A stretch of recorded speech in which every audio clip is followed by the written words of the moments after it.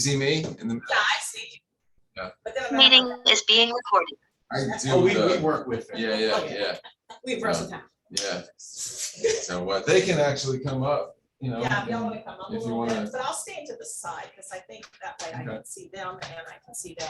Okay. A lot of times I just have my back to the Oh, TV. This is Which I normally don't my, like that. my command center is Yeah, here, no, so you kind of go like ahead and this. do your thing. Oh my Do- gosh, I do those all the time. So, well, our thing today is our special guest. So, obviously, as we all have become intimately aware, agent safety is critically important. It's something that we can't take too lightly.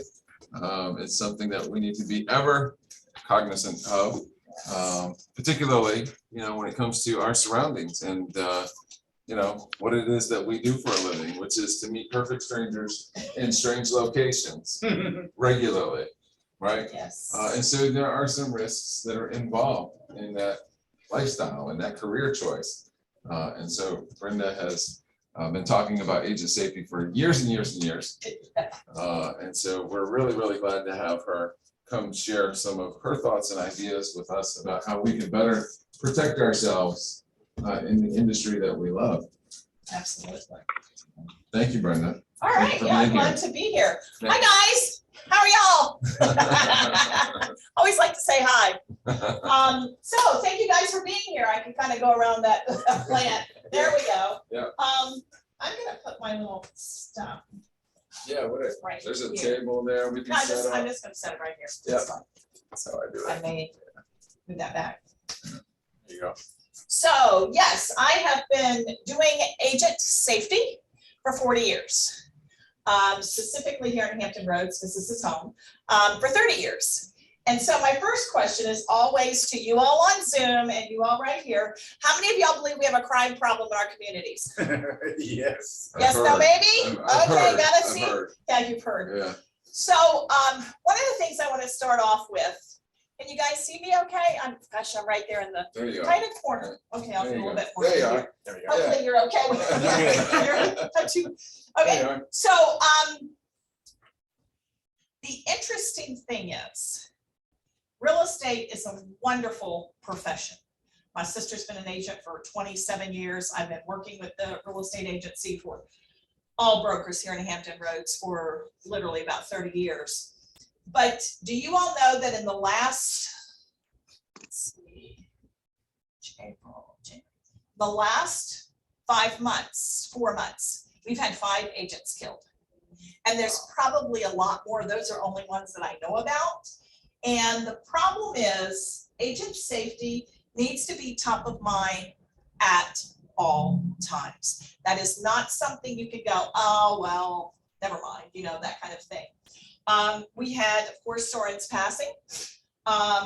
We had an agent December the 23rd in the driveway of a home that she was getting. It was a rental, but I mean, it was probably a $350,000 rental in Florida.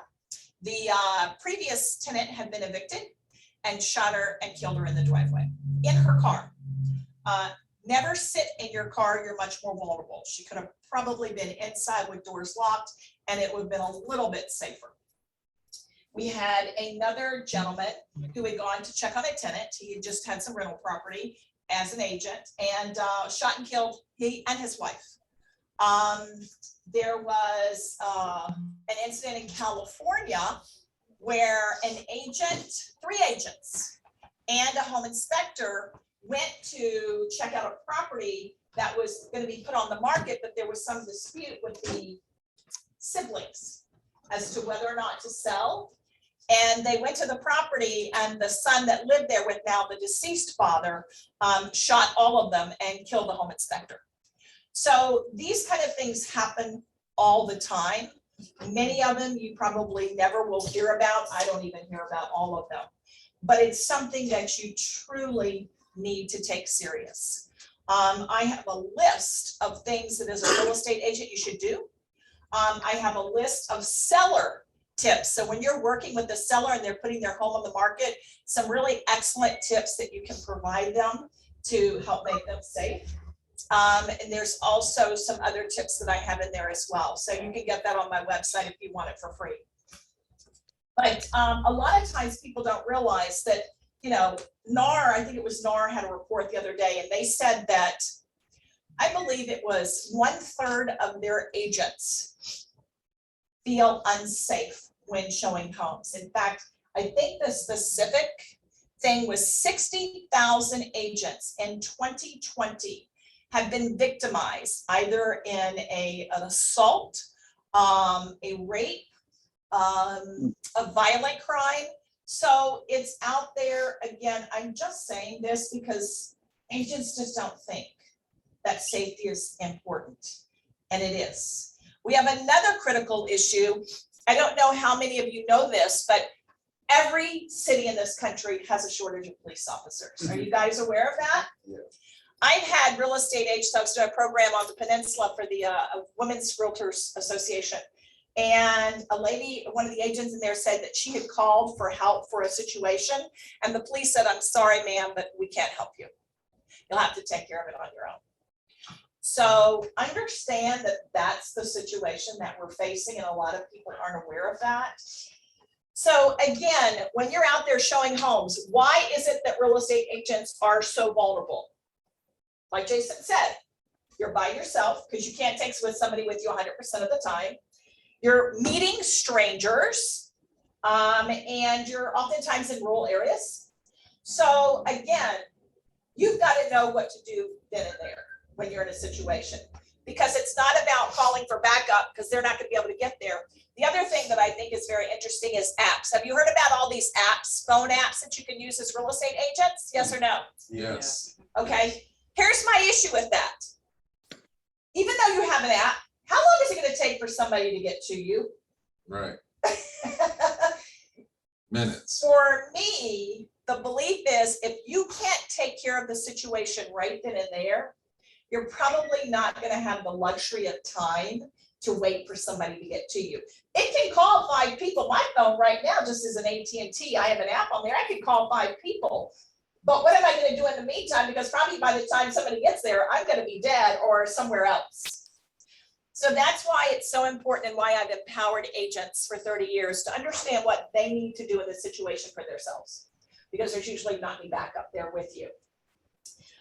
Where do you think the #1 place is that crime happens? What do y'all say? #1 place. In the home? In the home, what were you going to say? Vacant house? In vacant houses, absolutely. Again, on that list that I give you all the to-dos on how to handle a vacant house. #1, never advertise you're at a vacant house. You'd be surprised how many people do, because that's a perfect setup.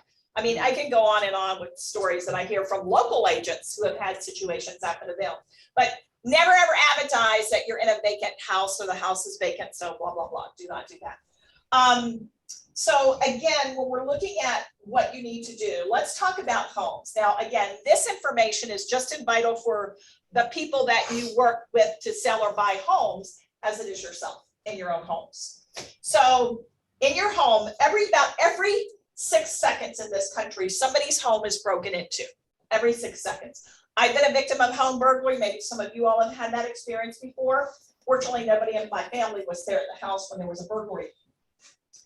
But you need to be very aware of what to do and how to decrease the odds, because I think the only thing that you and I as citizens have in our favor is the criminal has skills. They have desire, right? We can't change that no matter what you do. It's opportunity. That's the third leg of that stool, if you will. You create the opportunities. I was watching a video this morning, and this girl was in a gas station quick store, and she was getting some things, and I'm sure it was a setup thing. And they had a couple of guys who were watching her and walking all around her. She had no idea they were there. And the lady at the counter certainly could see what all was going on, so she pushed the panic button to call the police. And sure enough, when the girl went outside, they tried to put her in the van. Again, I'm sure it was all staged, because it couldn't have been that set up like that. But again, it does happen like that. Situational awareness is key. It is the biggest thing that I think people are totally clueless about. That little phone that all of us carry in our hands, that is your #1. Distraction. Yes, that's a good word. Distraction. Yeah. Because Most people that have been in crime situations go, well, they came out of nowhere. Well, guess what? They didn't come out of nowhere. They were watching you, they were casing you, they were looking at what you were doing. It's because you weren't paying attention. You probably had your face and your nose in that phone, either texting, making a phone call, whatever. Playing a So, game. Playing a Playing a game, game. yeah. Yeah. So you really do have to be very cautious. When you use your cell phone, use it in the car, use it when you go in the home. But again, those distractions can get you killed. And I'm totally serious about that. So what can you do in and around your home? Good deadbolt locks on your doors, you all know that. Again, when I do programs out here in the more rural areas of Suffolk and Smithfield, I had a woman I was doing Smithfield the other day, Howard Hanna. She's like, I don't even own a key to my house. And I'm like, seriously? I mean, that's how it is for a lot of people that live in the country, but I don't care where you live, lock your doors. That's just crazy. Have good lighting, you know, outside. A lot of people say, well, I got my timer, my home on timers, you know, outside lights, but take it one step further and have lights on timers inside, because what illusion are you creating? Somebody's there. Exactly, somebody's there, and there's a greater element of risk. Because criminals are always, when they're targeting you as a victim, they're always looking for three things. They want somebody who's quick to get to. They want somebody who's easy to get to. And thirdly, they want somebody who represents little to no risk of them getting caught. So the riskier you make yourselves, your environments, your kids, your family members, the less likely you are to become a victim of a crime. But a lot of people will say, well, what does risky look like? You know, how do I actually do risky? You know, and as you're hearing this information, understand it is absolutely for every one of you as real estate agents, because you're one of the highest risk of homicide is for real estate agents as far as professions, period. So yes, it's for you, but every one of you have family members in here that may never hear this information, and you're going to be the conduit that's going to be able to take that information and share with others. So listen for yourself, but also listen for people in your life that you love, because they absolutely need this information. Another situation is noise. Noise is a great deterrent in and around your home. Every day when I leave my house, I leave a radio or a TV on every single day, and I leave it up really loud. So I know somebody coming to the door is going to hear those voices and make an assumption that somebody's there. Dogs are a great deterrent. People tell me either A, they don't have a dog, or they have a dog that would probably lick the criminals to death. Nice So, A nice dog. yeah. So I tell people, create the illusion, because it's all about illusions. Have like a dog food dish this big. Right, This right. big. Giant. Yeah, and have, you know, and have a good name on it. My preference is Killer, but yours could be Satan, Jaws, Ripper, whatever you want it to be. Because the criminal will always case the home to see the easiest way in. And if they walk around the back, which again, they're gonna be unseen by street traffic, and they see Killer's dog food dish there and they don't see Killer out back, they're gonna make an assumption that what? Killer's in the house. He's inside. Yeah. So again, it's a level of risk that you put there. And if you don't, that's your problem. But it makes sense to be proactive all the time and do the things that decrease the risk, because that's the only thing you have control over, is decreasing the risk of you or your families becoming a victim of a crime by being educated and know what to do. Another thing to do, alarms. How do you know when you're driving down the street or walking down the street if a home is alarmed? Anybody know? Take a guess. It's got that little sign out A there. lot of times you have ABT signs outside of the landscape, but people always tell me they always steal them. So I've told people for 40 years, having stickers on the doors and windows of your home simply create the illusion that what? There's an alarm. And if somebody breaks in, what's going to happen? The alarm's going to go off. If you're tied into a central dialing station, police are going to be called. So it increases that element of risk to the criminal. And remember, criminals look for three things. They want quick, easy, low risk targets. And you either give them that opportunity or not, depending on how aware, how protected you and your properties are. So it's very easy to do, and it's easy not to do, but it could cost you a lot. So it's what kind of priorities do you put on making sure you and your families are safe? because this is not about hearing this information and go, wow, great program, got really great valuable information. Yeah, I'll do it sometime. I'll get around to it.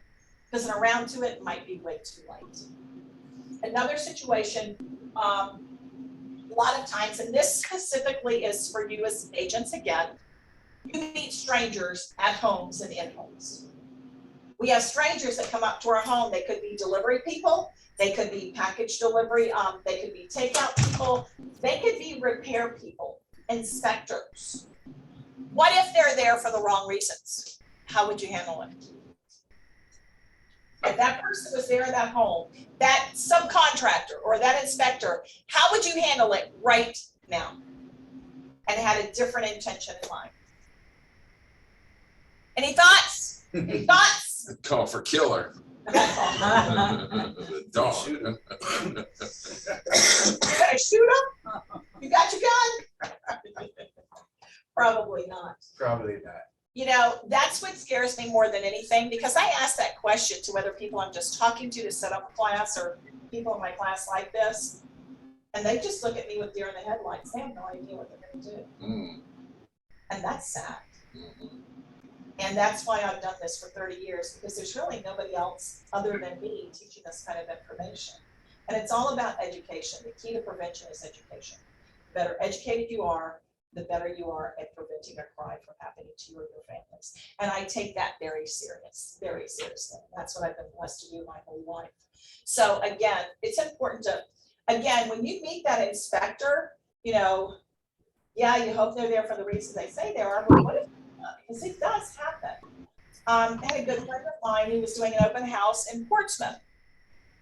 He's been an agent for years. Guy came in, sat down talking to her, said he was waiting for somebody down the street. That was the first red flag, because the person he was waiting for supposedly was a fireman, because he was like, oh, are you, you know, and the firemen's work like 3 days on, 2 days off, whatever. Right. So she knew he wasn't going to be there. So that was a red flag. But instead of paying attention to it, she just let it go. And then he sat there and he sat there and he sat there. And then he asked her to come in to talk about, it was a scuttle hole for an attic. He didn't know why it didn't have a pull down. Mhm. He kept her in that house for 3 hours. 3 hours. Told her he was going to rape her. He was going to kill her. Fortunately, after 3 hours, the agent across the street came over and just peeked her head in the door. Garage was the office, and said, is everything okay? He, in the meantime, had knocked her down, and so her face was cut. And so she called the police, and the guy stood up and he said, you know, this is your lucky day, because I was going to kill you. He'd just been released from prison 2 weeks prior, and a couple of weeks later, he killed a woman in her home in downtown Portsmouth. Those things happen and they're real. And you have to know how to protect yourself and how to get out of that situation. Because it's not a matter of if, statistically, it's just a matter of when. Another situation, driving in your car. You all drive all over Hampton Roads, so do I. Anybody ever broken down in a car before? Anybody had a breakdown? Yes or no? Yes. Okay. What'd you do? How'd you get out of that? Did you feel vulnerable, scary? Yes. Okay, and there's a right and wrong way to handle those kind of situations. Number one, always stay in your car with your doors locked. You're much safer in your car than you are outside of your car. Move to the passenger side and sit and wait. Why? What do you think? Makes it look like you're not alone. It appears that somebody else has gone for help and they may be back any moment. So it increases the element of risk to that criminal of getting caught. The other thing you want to do is, let's say you've got a family member somewhere in Hampton Roads and they're broken down today. On average, how long would it take for you to get to them? On average. 20 minutes, 30 minutes. Most people tell me 20 minutes, 40 minutes, an hour, just depending on traffic and tunnels and all that good stuff. So even though that loved one has called you, they still have a window of vulnerability because they've got time. They're going to be sitting there waiting for you to get there, AAA to get there, whatever the situation is, you're still going to be waiting. So you always want to increase the risk to criminals that in their mind's eye, they're going to be like, no, she's too risky. I'm not going to stop to bother that one. I'm going to pass them by. And here's how we do it. Let's suppose that loved one is sitting there, whoops, on the side of the road, waiting for you to come. But in the back door of their, in the back window of their car, they've got this sign plastered. Now, if you drove past a motorist and this was in their back window, you see it? Would you be willing to do this for a motorist? Driving past? Mark. Yeah, I think so. Yes, no, maybe. Would you guys call for somebody on the side of the road? Yes. Yes. Good, excellent. Thank you for responding. I appreciate that. But it not only helps to get them greater help faster, but it deters the criminal from wanting to stop. Because if they see this in the back window, they're gonna assume 50,000 other motorists all driving past have already done this. So it keeps that person much, much safer. I had a woman in my class and she had two brothers who were subcontractors in Virginia Beach. They stopped one day because their car had broken down, so somebody came by and rendered them help. They got on their way. One of the brothers, several months later, saw a breakdown, so he was like, okay, it's my turn to now help somebody else. But what he didn't realize was it was a setup, and they killed him that day in Virginia Beach just for stopping to help. So you have to be very careful not to stop in situations because oftentimes that could be a setup. I was involved in a bumper crime. I don't know if you've heard of there where guys will drive up behind you and they'll bump your car expecting for you to get out. And there were 4 guys in that car and I went, oh, hell no. I'm not getting out of this car. I'm like, they haven't hit me hard enough to do any damage. I'm out of here. And I kept on driving. But that's what they were wanting. They were wanting me to get out of the car, assess the damage. And that happens too all the time. So there's a lot of things that are out there that happen that you just have to be, number one, aware of, and then know what specifically to do. Because that's what a lot of people miss, is they don't know exactly what to do. Another situation, a mugging situation. If somebody, let's go, you're showing a house this afternoon or this evening, hopefully don't show it nighttime, ever. This is way too dangerous. Of course, now we've got summer, so light's longer. But if somebody came up from behind and grabbed you like this right now, what would you do? If somebody came up from behind and grabbed you, what would you guys do? What would you guys do? Headbutt. Yeah. Headbutt, I heard that. What else? Go to the ground? Nut shot. Huh? What else did you guys say? I didn't hear it. Somebody said something, but I don't know what, did they say scream? I did. Oh, did you say? Okay. So that's what I get a lot of times. People say, I'll scream. So what is it specifically you're going to scream? Because if you're out there in a parking lot or on the street and you're going, help, rape or police, what are most people going to do? No. Keep going. They're going in the other direction, right? Why? Because they don't want to get involved. They don't want to be a victim with you. Truly. We have a very interesting society now that'll run from to not get involved with because they don't know what the situation is. Number one, they don't want to be a victim with you, but they also don't want to be sued because of the situation at hand. Or they'll pull out their phone and record it. Yeah, or they'll pull out their phone just to record it. God, yes, yeah. But anyway, so if you find yourself in that situation, help, call 911. I'm being mugged, raped, whatever the situation is. So as people are leaving you, they at least know what to do for you as they're walking away from you. And that may seem simple, but again, I just asked you guys, what would you do in a crime situation of this different sorts? And you just kind of looked at me like, I don't know. So people don't know what to do. They literally don't know what to do because they've never been educated. They've never been taught what to do. So let's say that I'm walking out here today and somebody comes up from behind. Yelling, first thing a lot of people say do.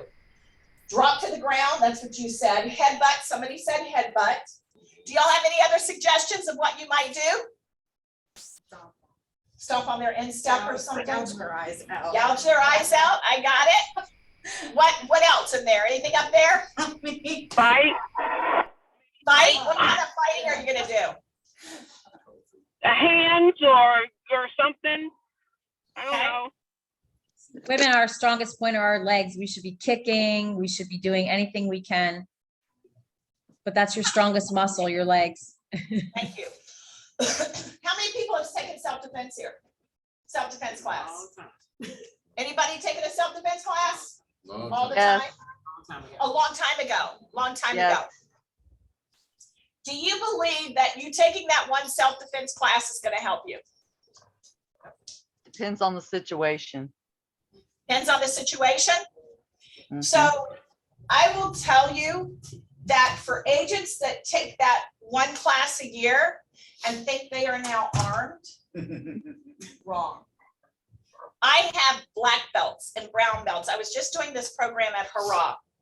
And one of the admin at Hurrah was in my class. She's a brown belt.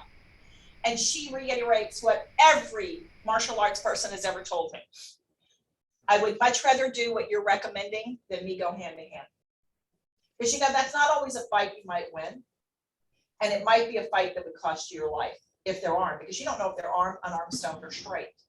So I think you need to be very, very, very careful when you start hand-to-hand combat. Because unless you've been trained and proficient in the use of, it's more than likely going to get killed. It's going to certainly escalate the violence of the situation. Does that make sense? So let's kind of do a role play here. Come on up. You're sitting close to me. What's your name? That's what you get for sitting in the front Randall. row. Randall. Yeah, Randall. But I got more to choose from. Let's go, So, Randall. what'd y'all say?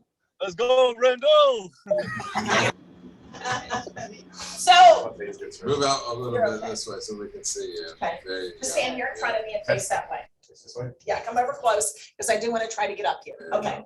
So most people tell me if they've been confronted, oftentimes it's because they're coming from behind, because the greatest weapon the criminal has against you is not a gun or a knife. It's the element of Surprise. absolutely. So again, that, oh, they came out of nowhere kind of thing. Well, no, they were watching, they were waiting for you strategically. So what most people tell me is if I was in this kind of situation, I'd either bring my elbows back or my arms up to try to break free of the hold. Does that make sense to all of you guys in here or not? Does it make sense? Okay, so what I want you to do, Randall, is ball your fist up, come back on the count of three, but remember, don't hurt me. Okay, rule number one is don't hurt the speaker, all right? So count of three, 1, 2, 3, come back. Gosh. Yeah, I'm a real criminal. This is a real weapon. What's Randall? Yeah. Good job, Randall. Have a seat. Wait a minute. What was that? What? Can't see in the screen. What was that? What did you miss? Me Hold that shooting him thing with up the there. gun? Oh, snap. Oh, snap. Oh, Thanks, Linda. That was traumatic. So the reason I do this role play, no idea that was, of course. The reason I do this role play is because, see, you don't know when given that situation, whether the criminal is armed, unarmed, stoned, or straight. And if you start fighting, let me tell you something, if they are armed with a gun, they're going to use it on you because you precipitated the violence. In fact, most oftentimes when I hear people who have been in situations and been in confrontations, oftentimes they precipitate the violence and they take a simple property crime like a mugging, which they probably want your car keys, your money, your jewelry, whatever, your phone, but people will fight. And if you think about it, we all know standing here and sitting on this Zoom call, it's not worth your life. But again, if you've never thought about it, instinctively, what people do is they hold on to what's theirs, what they've worked hard for. Can't have it. Yeah. Right. But being educated here, you now know going forward, any kind of material possession. I had a real estate agent, Berkshire Hathaway. She was a property manager and she was in Virginia Beach, and a guy had just perpetrated a crime and wanted her car. So she was in the middle of a carjacking. And rather than giving him the keys to her car, she fights to get her real estate files out of the backseat of the car. Now, if any of you all think your files are worth your life, you go on. But I think we all know, I mean, she got slashed and she was in my class, probably about 2 months after that incident. And she said, I know, that was really stupid to fight a guy wielding a knife who just wanted her car to get away from the situation. But again, when people haven't been educated and they don't know what to do, they just react. It could have cost her her life. If he had had a gun, he could have probably shot her. Fortunately, he just had a knife. So that's why it's important for you guys to know now what to do before you get in a situation, because that's too late. Did she get the files? I think she grabbed some of them before he took off and got away, because he just jumped in the car. She was just trying to do it as he was driving away. But I know her comment to me was, I know, Brenda, that was really stupid and I should have never done that. Nothing you own is worth your life. Nothing you own is worth your life. Got it? But again, people don't think about it, they'll do that. Another situation aside from buggies is, what if you get in this situation and they go, you know what, I don't want your car, I don't want your money, I don't want your jewelry, but this time I want you. What are you gonna do now, guys? Now we gotta fight. Is that Marbella? Is that you? Yep. That's me laughing. Huh? Yeah, that's me. Hi. Hi. So tell me what you find funny there. Just what you said. What specifically did I say? What did They I don't want- say? They don't want your They don't stuff. want your money, they want you. Yeah. So I know this is an uncomfortable situation. A lot of people, they laugh because, you know, that's a mechanism, right? We're talking about the crime of rape. And it's probably the fastest growing still today violent crime in this country. Let me give you some perspective. Again, with real estate agents, I've talked to some agents. I know one woman specifically, she'd been raped twice in her real estate career. Twice. That's amazing to me. But it happens, and you have to know what to do. In the state of Virginia, the youngest person to be raped is 2 months old. The oldest is 93. Newport News by our 15-year-old Yardwood. 1 in 5 women will be placed in a situation of sexual assault at some point in time in their life. And if you have daughters on college campuses in America, granddaughters, nieces, nephews, 1 in 4 during their state university will be in a situation of sexual assault. It happens. It happens all the time, and it happens more frequently than you'd like to even think about knowing. I was in an attempted rape situation when I was 22-year-old by somebody who'd married into my family. It didn't happen. I was able to talk my way out of it, and he left. My husband sexually molested twice, once by a priest and once by a family friend when he was a child. So it happens a whole lot more than you would ever possibly think or imagine, especially within homes. And it doesn't matter the socioeconomic level. It happens in all levels, okay? So what do? If you find yourself in a rape situation, what are your options? Number one, like I said, for me, I was able to talk my way out. You say, no, you won't do this to me, or I've got a sexually transmitted disease. If that works for you, say that. You know, that's certainly one way of getting out of the situation. Another one would be to gain the psychological advantage. Fake a heart attack. Act like you're having a seizure, act like you're fainting, release all your bodily functions at one time. Most people say no problem. I can do that very easily, because unless you have been placed in that situation or somebody close to you has been, you can't even possibly imagine how fearful that situation is. And to not have the wherewithal to know what to do is even worse. Because every woman in America should know exactly what to do. And for all of you that are men in here, you better remember this information and share it with your spouses, your daughters, your granddaughters, your nieces. Every woman in your family should hear this information, because you could be saving their lives and saving them from being in a rape situation. So don't be afraid to have that conversation. It's a conversation that is needed now more than ever. But again, gaining the psychological advantage, faking a heart attack, seizure, fainting. The last thing that you ever want to do in any crime situation is fight. Last thing, even though instinctively it's very first reaction, fight or flight, When you're educated, then you know you've got other options, so you don't have to follow up on that as your only option. So we teach 2 fighting techniques, and we've taught these for literally 40 years. Because here's the important thing with the fighting technique. Number 1, it's got to be easy. Anybody of any skill, ability, or disability has got to be able to do a fighting technique. Number 2, you've got to make sure that if you start to do it and then you're like, oh my God, I can't do this, you can stop and not escalate the violence of the situation. Because if you go in like a crazy person, you're just going to escalate the violence. Third thing is, if you can't do it, oh, I'm sorry, said that one. Third thing is, when you do a fighting technique, how quickly do you want to take that person down? How quickly do you want to take that person down in a fighting technique? Depends on how many people there are. Depends on how many people there are. If there's 2 people there, I'm not taking them to the ground. If there's only 1 person there, I'm taking them down immediately. Okay, and so I take it you're trained. Yes, ma'am. Okay, so you were the one that just showed up a minute ago, Anthony. Okay, great. Antonio, I'm sorry, Antonio. So again, some guys, military trained, they got it. They're mad. Trust me, if he got a gun, he can run all he wants, but he ain't gonna outrun that bullet. And we've already seen this in Norfolk in the last week twice. Gun violence is crazy high.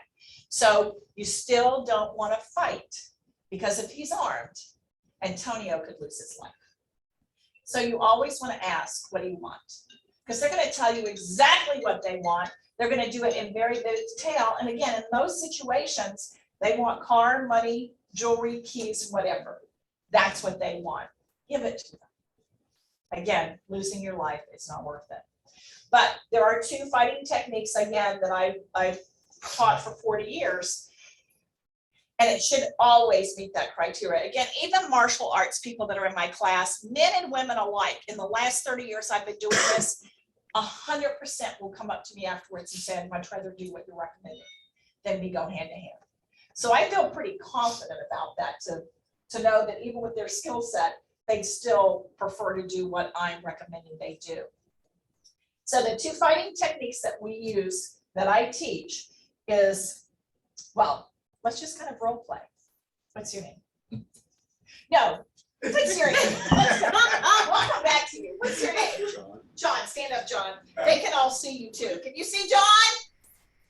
Yes. All right, good job. So, Yeah, I can see him. so John is Rick the Rapist number 1. Number 1. So, as a woman in a rape situation, first thing you want to do is just act as if. Act as if you've given in. You're like, okay, fine, let's just get it over with. Because it's part of the strategy that you will use to save your life. So you're like, okay, fine, because what you want to do is take your hands, go up their arms, up their shoulders, because what you're trying to do is get these 2 fingers right there on their temples, you know, stroke their hair, act like you're getting into it. Because at the right time, when you're doing this strategy and you're not fighting and you're resisting, they're going to comply, and it's going to give me the opportunity to push off on the eyeballs as hard as I possibly can. Now, what do you think that's going to do for a rapist in your situation? Make them mad. So you're gonna let go. They're gonna try to get away. It's going to temporarily blind them, and they're going to be a whole lot more worried about them than they are you. So they will simply care for themselves and forget you, giving you the opportunity to get out of the situation. So easy enough. The first one's called the thumbs to eyeball push. That much pressure, you're going to try to push on your own eyeballs. It doesn't take a lot of pressure before your eyes start to get that little black dot and you can't see really well. So that's going to take them down, allowing you to get out of the situation. Got it? Next. Okay. All right, That so didn't hurt at all, did it, No, John? it didn't. Painless. Jason, our fearless leader, is coming up next. Damn. Because Jason's enthusiastically volunteered for, whether he's sitting or standing, the testicle jerk, okay? So. Sign up for that one. Come on, no. Oh, she's right. She's trying to get she's trying to get her phone. Yeah. So again, what you're gonna do in a rape scenario, you're gonna act as if you've just given in. You're not fighting, you're not resisting, you're just complying. Because at some point in time during the rape scenario, the rapist has to expose himself, right? Not yet, Jason. Okay. What they do, grab hold of a testicle. Remember, he's got a spare. Grab the other, squeeze, twist, and jerk as hard as you possibly can. What do y'all think? Will that work? Yeah. Hey, I thought you were gonna knee him. And that's the first thing that a male expects in a rape situation is for you to go in and knee them, whether it's the eyeball thrust or the testicle jerk. That's why we tell people, just go along with it and act as if, because all you're gonna do in that situation, yeah, you can sit down, Jason, thank you. All you're gonna do in that situation is you're gonna escalate the violence because you precipitated it because you're the one that started fighting. So again, be smart. Don't cost yourself your life by doing something that you have no business doing, because even if you fight, and I mean, all men know you're gonna do that. I mean, all men know that, right? And that's gonna be their first reaction, to grab you by your leg, flip you on your back.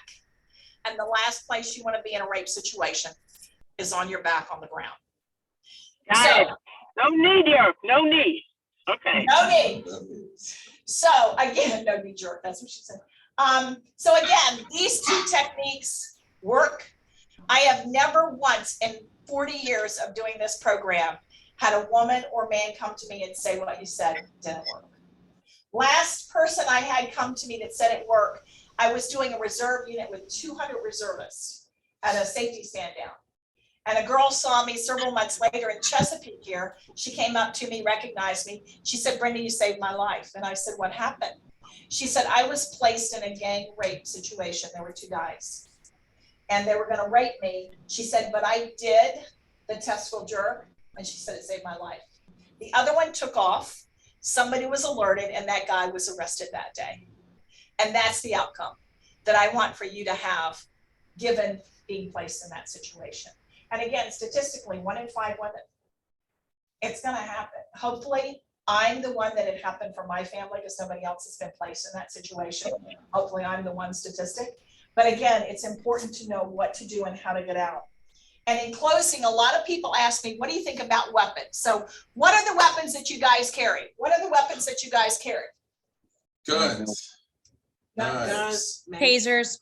Taser, okay.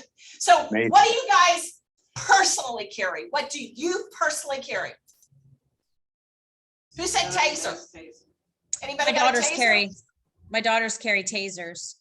Okay. Now that tasers. now that I'm probably going out, I'll probably at least carry a taser or, actually I heard bee spray is really good. And is actually better than pepper spray because it's more direct and you won't, it'll send them directly to the hospital, but it doesn't affect your eyes. Okay. I don't Bear know if that's spray is true. good. Bear spray is Yeah. good too. Yeah. Pepper What did you spray. say? Bear spray. Bear spray. Yeah. Okay. Okay. So as we can tell, there's a lot of menagerie of things that people choose to carry. As a chemical weapons expert, let me tell you what you would want to carry if you really want to save your life. Again, 40 years of doing this business, I've heard it all. Now, bee spray is a new one. I have not heard bee spray, so that's a new one. Huh? I've heard wasp spray, A wasp spray, yeah. you know. Yeah, It's that's what very she- direct. right. Because It's very direct. It goes in a line. Yeah. Yeah. There's the problem with Yeah. wasp spray. I'm not carrying bee it around spray. in my pocket. Right. You don't carry it around in your pocket, right? Right. And we have this thing called liability. We live in a litigious society, do we not? Mhm. If you spray somebody with wasp spray and you blind them, you might go, oh, well, no big deal. Well, unless you got a whole lot of money to fight that lawsuit that's coming after you, because they're gonna sue you. And if you blinded them, they're gonna win in a court of law. It's not worth it. $40,000 is the average cost for a crime victim. Time from work, hospital bills, litigation, I mean, that's just minimum, okay? So that's why it's important that you know, a stun gun or tasers, again, they're not readily available. A weapon is only gonna do good if what? Have it. Right. If you gotta go, wait just a second, I got something for you, I'll be right back. Yeah, yeah. If you're showing a house by yourself, why wouldn't you carry it in your hand? Yes. Huh? If you're showing a house by yourself, I mean, in that situation, I would carry it right in my hand. They're small. People Sure. don't know what they are. I mean, why not? And if that's your choice, good on you. That's fantastic. Because I'm not going to tell anybody what not to carry. I'm just going to tell you the best thing to carry. Because stun guns and or tasers, number one, with a taser, you're shooting a dart. So you've got to be really proficient. You've got to be good with a stun gun. You got to be this close to use it. And they're not really so forget that. Sorry, just 100 foot. So that's why I've told people for 40 years, the best, safest, non-lethal, non-liable form of protection for anybody to carry any age is a very comprehensive chemical defense spray. Now you're going to say synonymously pepper spray or mace. That's most oftentimes what I get. Yeah. Yeah. Mace does not always work. If you're willing to bet your life on it, go for it. You can ask any police officer in this country, and they'll tell you it doesn't always work. I have 4 family members that serve on the Norfolk Police Department, and one of them was in a confrontation, and he got out his pepper gas because it's the first line of defense for any police officer in this country. He hosed the guy down and didn't face the guy one bit, pissed him off. And he fought back, and Mike got hurt in the fight before backup could get to him. And he's a trained police officer with a firearm here and radio here. So that for me gave me real clear proof that that's important to know. That's why chemical defense spray, the only one and the one that I've had made for me 40 years ago, and I haven't changed it at all because it's the most comprehensive. Number one, it's going to have CS tear gas. Anybody here been in the military? Military? Military? Anybody? You know what CS tear gas is, yes? Does it work? Just a little speechless, trust me. CS tear gas is the best chemical weapon that you can have, but you also have oleoresin capsicum, which is ground up cayenne peppers, because I'm a lot of people who are walkers or joggers with their dogs, walkers or joggers with their dogs. And so they always want to prevent their dogs from getting in an attack situation or a fight. So it's a really great agent for a dog. Thirdly, it needs to be an ultraviolet dye. Why? So you can Why do you want an ultraviolet dye? So you can identify who it was. You want to be able to identify your assailant for up to 48 hours or for strong bathings. But again, they're not going to know it's on their skin, but when you spray them and you put them under black light, if you don't have evidence in a court of law today, what do you think is going to happen? He said, she said. Dismissed. They're going to walk. Yeah. They'll dismiss it because you have no evidence. So you have to have evidence in a crime situation. Fourth thing is solvent base. What a solvent does is it strips the oils off the skin.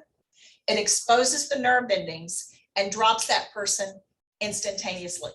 Because when you're in a crime situation, you don't have seconds, you don't have minutes. I mean, it has to be instantaneous. It's got to drop them. Because again, they're going to fight back if you don't. So I always tell people, test it. Any volunteers? No. Jason's like, no. No. Sorry, you can't volunteer, Randall. darn. Randall's like, no, you are not volunteering me. So I'm gonna get a styrofoam cup because it's made up of oils hundreds of times more than would ever be on a criminal's skin. Because what you're testing for is how quickly will it take them down so I can get out of the situation.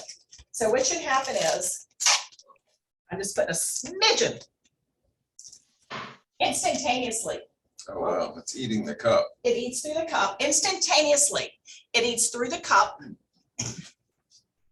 exposes the nerve endings, and drops that person instantaneously. Now, but Got a whiff of it. Wow. That's bad. It's eating the cup. Can y'all see that? Back up a little bit. Back up. Oh, There you go. Now they can. I don't know if you can see it. If it does that to a cup, what does it do to a person's skin? Yeah, yeah. Let me tell you, because I've been sprayed with it on purpose. Mm. Oh, Snap. Yeah. They drop you instantaneously. It felt like, yes, no, wait a minute, I got one. Oh, these don't work? Yeah, they work. Yeah. Push in. Hey, how we get one of those? I want one of those. Yeah, I just want to sit, that's all. I'm fine now.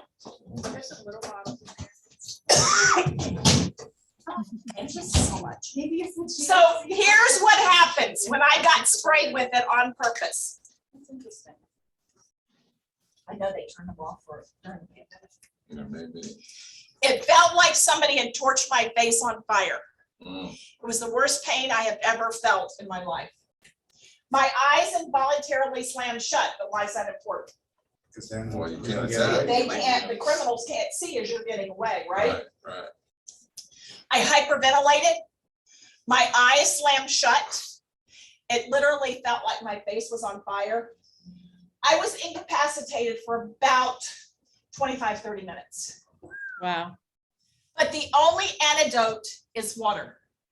No salves, no creams, no emergency room. You don't see my face scarred and you don't see my eyes damaged. And that is very, very important because if you hurt anybody out there, no matter what you got, they will sue you. Right. And most often they'll win. So it's not worth the liability if there's something that's safe and it's effective. Absolutely. It won't hurt kids. My niece and nephews, grandkids have been around it their whole life.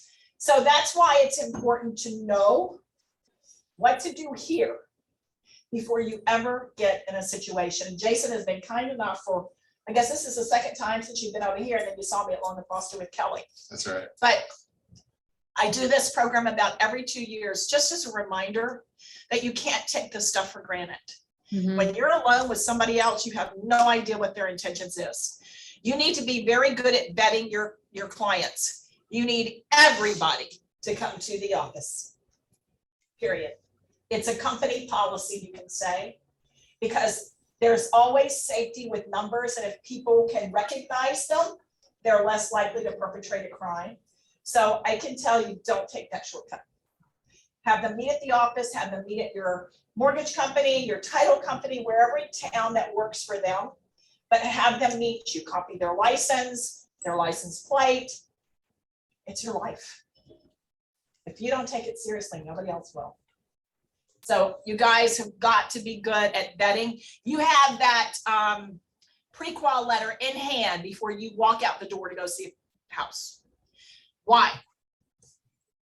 Because Somebody else has their You information. know they're for real. Well, Yeah. you know they're for real. You know they can afford the house and you're not wasting your time. Right. So they have to have a pre-qual in hand before you ever walk out of a door to show them a home. And that's just common sense, but you'd be surprised how many people. Showing homes at nighttime, people are gonna always wanna come back and see it in the day. So don't go out at night, don't show houses at nighttime. Again, it's too dangerous. So we've talked about a lot of things in here: home, car, street safety, weapons, what's best for you. How many of you guys have learned something you think could help save your life? Yeah, Yes, no, maybe. yeah. Any questions about anything that I covered here today? Any questions that you guys have for me about what I talked about here today? Questions or comments? I would love to know how to get the agent spray that you have right there. It's called Enforcer Plus. I only make it available at my classes. You will not find it in any store shelf. You will not find it on any catalog. It's only available for people that are in my program. So I have a form here. I'm going to go ahead and pass this out because a couple of things that I do with this. So let's see. There's a couple Hey, of- Jason, grab one of those forms for me. I want one. I'll do it. I got you. Thanks.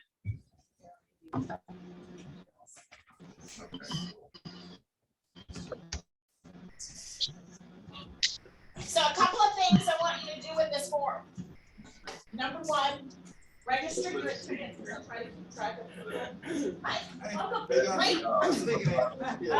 I'm sticking in like. I know, we saw you. Yeah, you guys can get your form from Jason here, but number one, register your attendance, because I always keep track of how many people. In the last 30 years, I've spoken to about 114,000 people in crime prevention and personal safety. So I've reached a lot of lives, and that's a good thing. Also, if you know anybody that would benefit from this information, another real estate agency, church group, professional group, association, whatever it is, 30 years, I do zero advertising. It's word of mouth only. So if there's somebody you'd like for me to share this information with, just put it down there. I'll call you, and I'm the only one that does this class.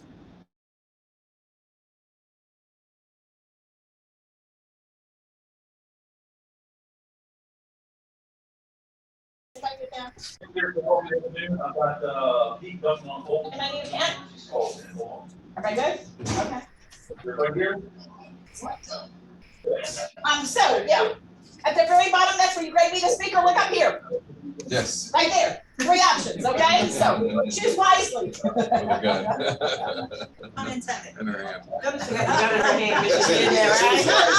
She says. Hey, why do that's why I always get excellent. I wonder. Yeah. Always get good reviews. I always get excellent. But it's what they say afterwards that really touches my heart. That's cool. And then a lot of times people ask me, what specifically would you recommend? So for those of you up here that can't be physically here today, a lot of people ask me, what would I recommend to you as real estate agents? And there's one small package on here, it's called the personal pack. And there's other items on here, but that's the one specifically that I recommend. And the reason being is, it has one personal for you to carry on you at all times. My weapon stays on my body at all times. Why? The biggest assumption that we're making here is you have to have a clip on it. It has to be on your body or in your hand when you're showing, or just on your body when you're walking through a house. The other thing you want to do is have a key release. Car key here, house key here. Why is that important? but it can't get in your house. But you have a key release, because if you have to have your car serviced or valet parked, Oh, you don't want to leave them here. you give them your car key, Yeah. not your house key. And remember, when they have your car key, now granted, they can't make a copy of this, Right. but they have my registration right in the glove compartment. Right. So I tell people, never carry your registration in the glove compartment anymore. Either hide it in the trunk or just keep it on your purse, in your wallet, whatever. The other thing is, it should spray, because I know that, who is it in the corner? Holly was talking Yes. about distance, and you guys are distance. This sprays in a strong stream 6 to 8 feet. Nice. It has 52 1-second burst. I have never in my life, in 40 years, had to shoot another human being. But why do you think that is? The first time. This is an incredible visual deterrent to any criminal that's watching.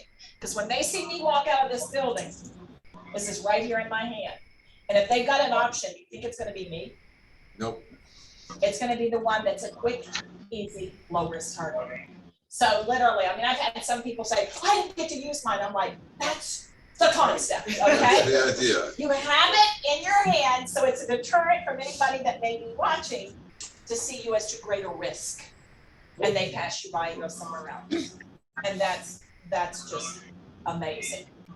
The other thing is, we talked about the chemical inside. This is called Enforcer Plus. I make it specifically for me and only for people that sit in my classes. And it's good for 1 year. See, a lot of people don't realize chemical things expire. And what expires is the propellant that causes it to disperse will go flat. Just like a Pepsi goes flat in a bottle. But women will tell me all the time with their pepper spray, oh yeah, I can hear it, it's in there. But they don't realize that the propellant has died and you have no access to get it outside. And you don't want to find that out when you're in a crime situation. And what I do now, that I haven't done all years past 30, is I'll send you a notice in a year just to replace your little refill inside. This is always good, key release, everything's good. You just have to put your new canister inside after a year. Very simple, very easy. So any other questions? Do you guys got any other questions up there about the program that I did or anything that I mentioned or the chemical or anything at all? So with the personal pack, you get one personal, you get 2 home models. Where do you think are the most strategic places in your homes for weapon? 2 most strategic places.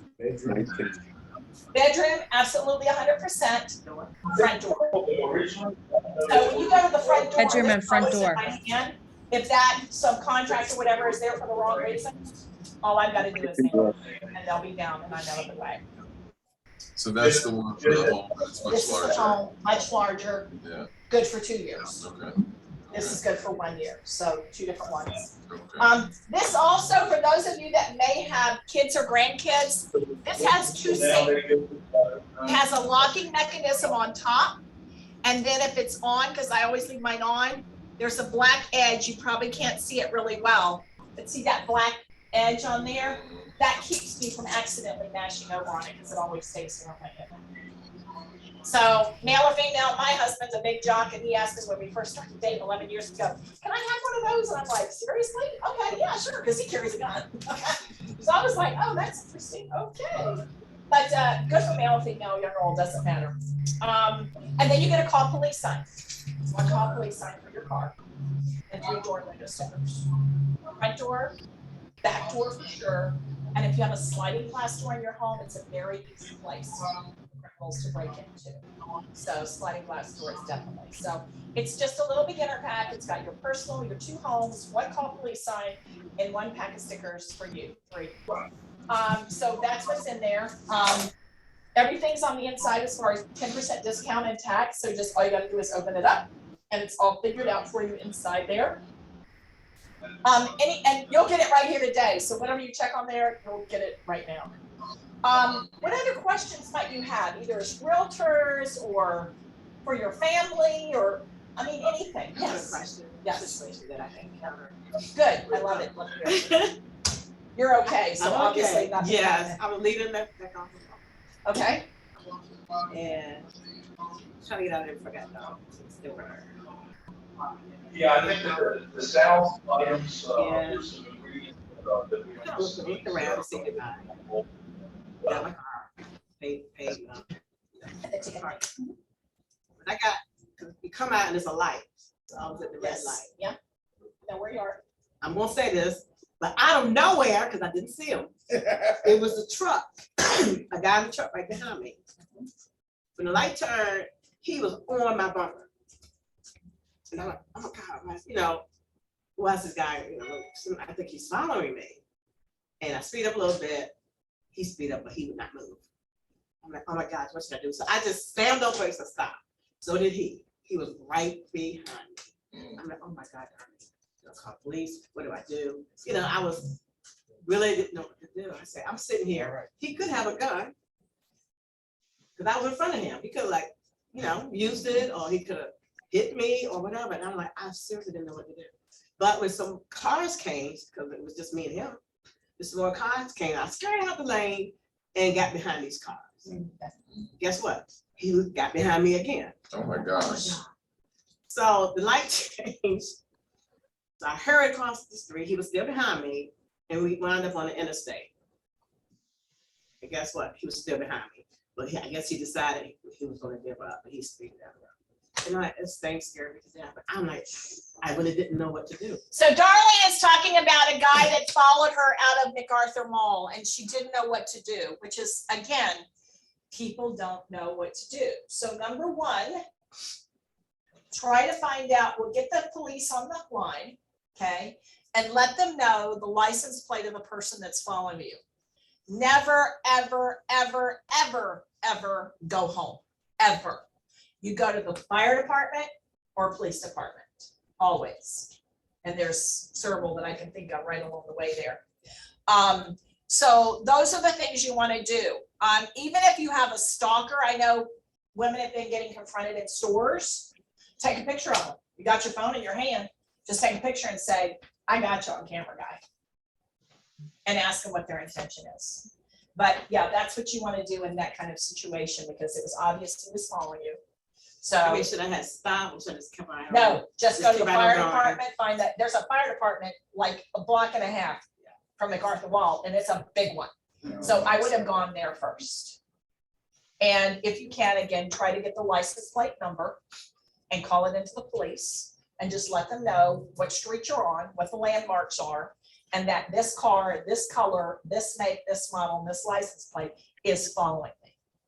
And, you know, if they have somebody to send you, they'll send you.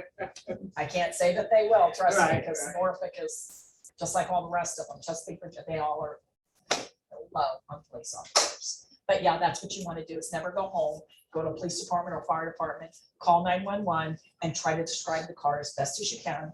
And if you can get the license plate, even better. That's what you want to do. But again, that's a fearful situation. And again, you had no idea. I had no idea. No idea. And that's, And they, you know, it's funny because at that time, the mall wasn't crowded. And, right. I knew I was going, I knew what I was going to get. You know, I do try to be vigilant and watch, but you know, they're very cunning and they know what to do. Oh, yeah. I mean, they're cutting, they're from a distance, they're watching you and you have no clue unless you're, you know, and nobody's gonna walk like that, right? But yeah, so that's why. And another thing, like a carjacking, if that were to happen in a carjacking situation and you perhaps were driving, you were lucky enough to be driving, hit the car in front of you, hit the car behind you, hit a median, whatever it is, because they'll jump out of the car and they'll be gone. But again, if people don't know what to do, they don't know what to do. And carjackings are very typical for that kind of thing. Even if they're driving, you know, do what you can. Does anybody know the international sign for help me? Okay. Anybody else in here? No. Any of y'all know what the international sign is for help me?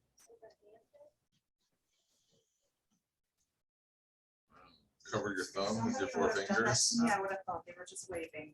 Hey. But now you know. Now, And there was a woman, a little girl that had been kidnapped in California. And she was driving, she was in the car with the driver.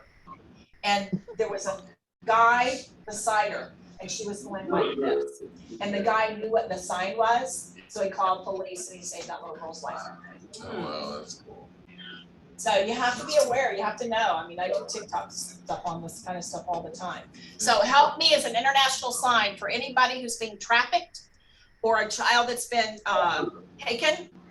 If you see anybody doing that, that's what they're telling you is help me. Call the police immediately, identify the person, take a picture if you can, identify the car. Again, I don't know if you heard me say that, but a little girl was apprehended by a guy. They were driving down the interstate. The guy was driving beside them and he could see the little girl doing this. And so he knew what it was. He called the police and the cops pulled up behind the guy, pulled him over and got the child. So very important things to know. Indeed. Any other questions? You guys enjoy it? Thank you. Did you guys enjoy it and find value? Thank you. Thank you. Yeah. Jason has a Yes. form for you, so you can fill it out. For those of you that are here now, anything that you want on there, just jot it on there.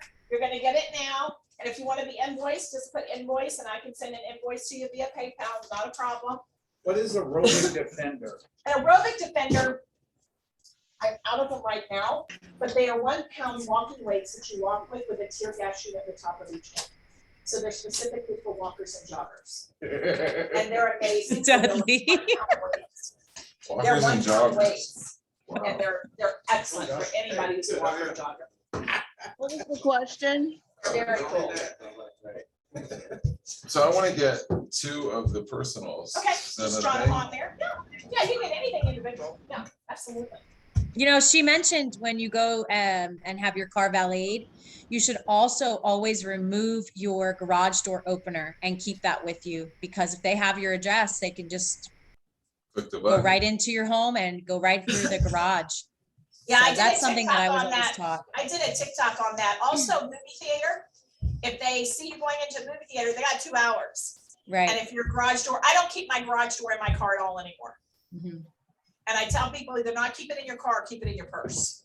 Yeah. Because you're right. They see your registration in the glove compartment, they can take that garage door opener, and while you're sitting in a movie theater for an hour and a half, 2 hours, they can go to your house and they know they have plenty of time. Yeah. So you're absolutely correct, Holly. Thank you. So I guess it's not good to program your car, like you have the buttons in your car to open the garage. Well, you can, it's just carry it with you on your person.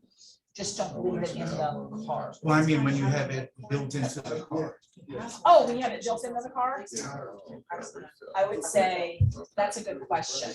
I have the keypad on my thing, so I just put my keypad in and it Yeah. opens. I think that's the best way to do it. So I'm not leaving the garage door in the car. I don't have to worry about it being, I just put it there and I'm in. Cause I got like a button in my car and every Right, time I do it's it, I was like, what if someone just That's right. gets in the car and just pushes Right. the button? They're Yeah, in. close the door. So if they Yeah. take your car and they see and do not keep your registration anymore in your glove compartment. Either hide it in the trunk or just keep it on your person in your wallet. That's the other place. You know, and something else, because I have automatic, I start my car automatically. Right? I don't do that anymore. I just, go in the store, Right, especially it's right, cold. right, right. No, you targeting yourself. Yes. Oh, my God. It's just You like know? leaving your car in the driveway Yeah. on. Uh-huh. People get Oh, my their God. cars So my- stolen all the time. They know you're coming out soon. There you go. Yeah, thank you, Perfect. thank you, thank you. And Do you then- have a refill I do. for the one we bought? Bought before? Yeah, last time. So we'll do Yeah, that. just put it on your form for me so I that will. I will remember. What's up, bro? What's up, bro? Not Good to bad. see you, man. How you doing? Good, good. All right, good. Yeah, Jason, are we done? I hope not. I'd rather the damn thing expire useless than have to use it. Exactly. Kind of like insurance. So, That's the cool. refill. That's the refill. Yeah. All right, so, Exactly. So where's your form? I'll just put it on your form or did you right have to here. fill it out? no, Okay, just put it on there. thank you. So I got 2 of the little personal ones and then I got a refill because I bought one last time. But it's been a couple of years, so I'm sure the one that I have at home is expired. So we'll use this one for that. It's the one Corey carries with him. So, yeah, Jason, put your home address because I'll send the postcard okay. to your home address. All right. Don't do it. Don't do it. It's a trick. Okay, what do you think now for yourself? I heard you, Marvella. Okay, I was wondering. I don't know where this stuff is. Look, I don't know where it's at. No, it's in my car. Jason, Jason, Yo, somebody calling Yeah, you. so you know it. What? Jason. Hey, I'm sorry. Jason, what? don't give her your home address. It's a trick. It's a trick. It's a trick. Hey, I have tear gas. I know where to find him. She knows where I live. I know where he lives and he works and he plays. That's the way how to add to your database. Yeah, that's it. Oh, so just write invoice right there and I'll send you a PayPal invoice. And just, yeah, you got it. What did you get, Dudley? 2 personal. She got a personal pack, which she got the last time I was in here, 2 personals. And, You shutting us off, Yeah, I station? don't know that. Same Good. stickers. Okay, They're buying something else. So they have to 15. right, and there's some information in there as well. So there's- And your 2 personals. Can we still order them if we're not there? So we're gonna have pictures done Yes. Friday. yeah, I've got Okay. your order forms. and Yeah, stuff. we'll Okay. email it over to you this afternoon. Can you do Okay. that? Yeah, we can do that. I'll scan We'll that. email it over to you guys this afternoon, Yeah. but I need it before 5 o'clock close of business today for you to get your discount. Okay. If I don't get it by 5, then you don't get your discount.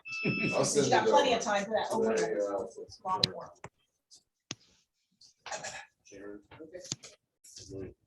Okay. So here's your 2 personals. Again, how you want to use them. So that's right. That's right. Car key here. Mhm. I mean, car key here, sorry, house key here. All the other keys, just put them on another keychain. Keep them in your purse, keep them on whatever. See, here's how the key No, I have release a works. purse. Well. So release, just push and pull it, won't go the wrong way. I Push, really ate that cup up. push, Wait a minute, what am I Yeah. pushing? push right. Oh, okay. Couldn't imagine. No There you fun. go. See, and it can't go on the wrong way, so you can't lose your key, Okay. okay?